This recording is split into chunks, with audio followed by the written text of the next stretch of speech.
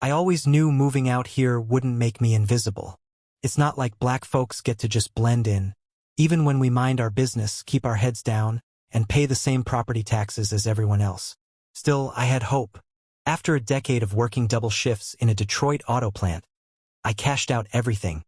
Savings, pension, a piece of my soul, and bought 10 acres of fertile, sun-drenched land in a quiet Georgia suburb.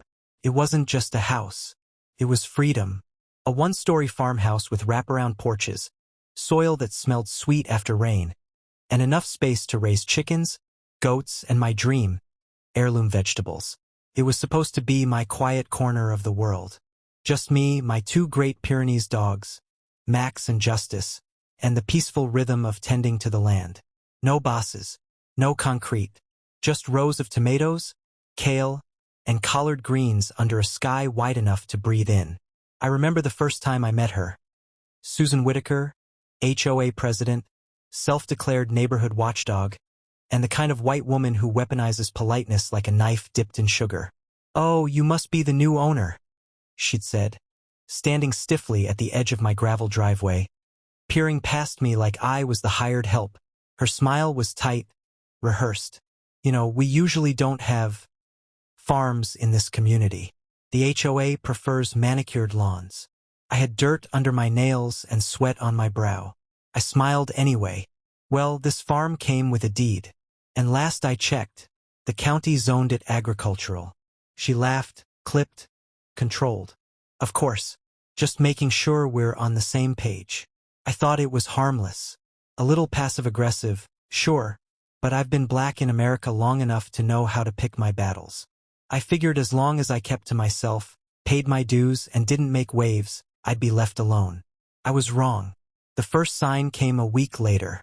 A shiny laminated note stuffed in my mailbox. Reminder: HOA bylaws prohibit fencing over 4 feet tall in the front yard.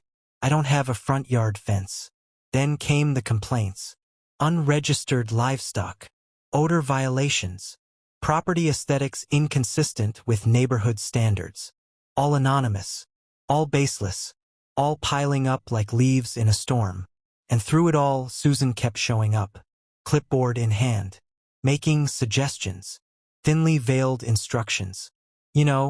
She said one morning, watching me fix a broken gate hinge. The other neighbors are starting to wonder if you're planning to expand. There's concern your land might be considered shared community space since the original developer never fully subdivided it. That's when my stomach dropped. Just for a second. It was nonsense, of course. I owned the land outright. The title was clean. But the way she said it, like she already believed it to be true, sent a chill through my bones. Something told me this wasn't going to be just about fences or bylaws. Something told me Susan had plans. And I was about to become a problem she intended to fix. Start small. Like a crack in the dam before the flood. One morning, I find tire tracks through my lower field. Deep ones. Fresh. Whoever it was didn't just drive near my crops. They drove straight over 2 rows of okra. No note. No explanation. Just mud and silence. I install a trail camera that afternoon, strapping it to the oak tree that leans slightly east, right near the edge of my property line. It's subtle. Hidden behind branches thick with green. I don't tell anyone. The next day, I see her again, Susan.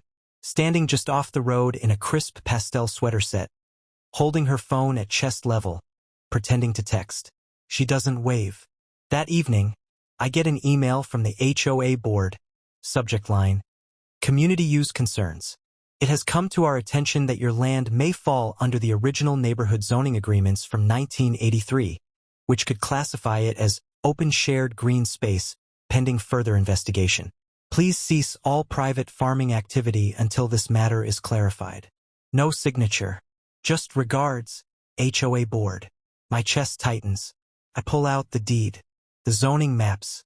Everything's in order. I own every inch. But that phrase, pending further investigation, sits in my gut like a rock. I make a few calls. County clerk. Zoning department. They confirm what I already know. It's mine. So why are they acting like it's not?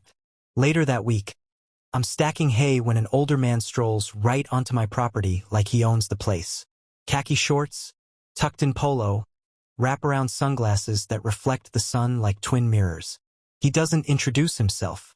"Just checking out the old Jenkins lot," he says casually, eyes scanning my rows. "Back in the day, kids used to run all over this land. Wasn't fenced off. Wasn't really owned." I squint at him. "It's owned now." He shrugs. "Yeah, well, some folks think land should stay how it was intended. For the community." Then he turns and walks off like that was the most natural thing in the world to say. That night, I can't sleep. I keep hearing that word, intended, like I'm violating some unspoken rule by existing here, by claiming what I legally bought, like my black hands working this soil are offending some invisible code. Max growls at the window around 3 a.m. I grab the flashlight and step out onto the porch.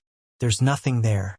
But the next morning, I find my trail cam ripped clean off the tree, gone, and my gate, wide open. My dogs never leave the property, but they're barking wildly near the creek, hackles raised. Something isn't right. Someone's testing me, pushing. And deep down, I know exactly who it is. Not just Susan. Not just the HOA. All of them, smiling, pretending, waiting for me to break. But I won't. Not yet.